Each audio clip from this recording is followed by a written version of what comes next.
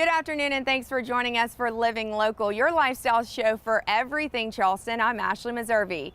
It's Medical Monday at East Cooper Medical Center, and today we're learning the facts about picky eaters and what to consider if your child turns mealtime into a meltdown.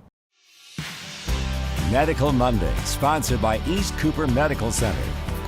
Today I'm joined by Becky Doolittle McFalls. She is an outpatient rehab manager here at East Cooper Medical Center and also an occupational therapist.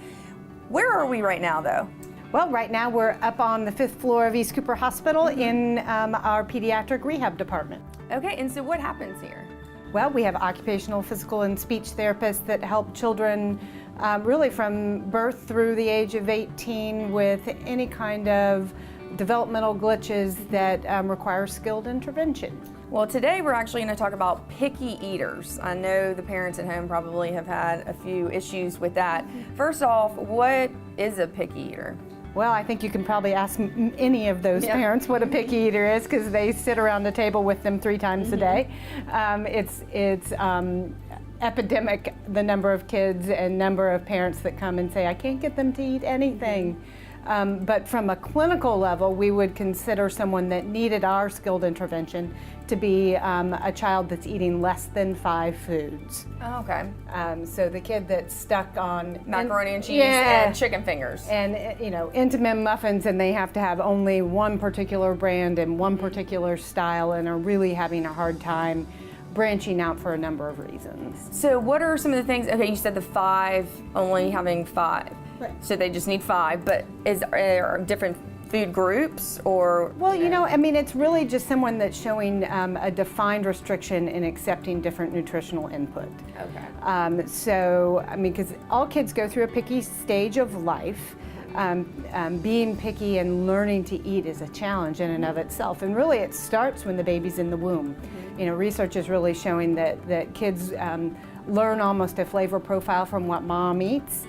And then it's really knowing when to start introducing solids, when to help a child expand their textures and their ability to accept additional foods. Well, I was thinking about this, back when I was growing up, parents would just say, all right, well then you don't eat, But I'm noticing more and more stories about kids who have certain issues with, texture and all kinds of, what are you seeing? Well, we're seeing, we're seeing somewhat of a sterile food environment when kids are little. All these little pouches and things like that. You don't see these kids that are just covered in their mashed potatoes or covered in pureed carrots because, they have these little neat pouches and mom Which has. I love. I love the applesauce and stuff. It's so convenient. But it really doesn't and they become such good convenience foods that all of our processed convenience foods are very neat and sterile. So kids, first off, don't get messy.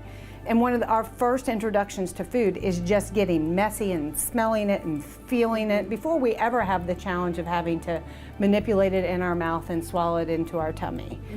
So kids are skipping that phase, and we're keeping kids nice and neat and clean when really they need to be bathing in their carrots. Oh, I'm sure the parents are going to love that. And because of lots of things within our modern lifestyle that has decreased. So for the parents out there who say, you know what, that's my kid, I need to get in there, where do they go for help?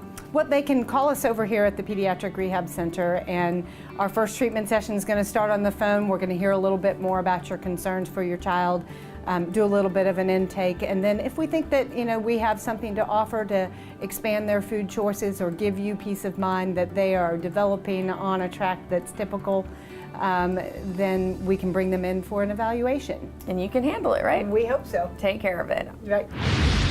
For more information on East Cooper Medical Center, visit them online at eastcoopermedctr.com.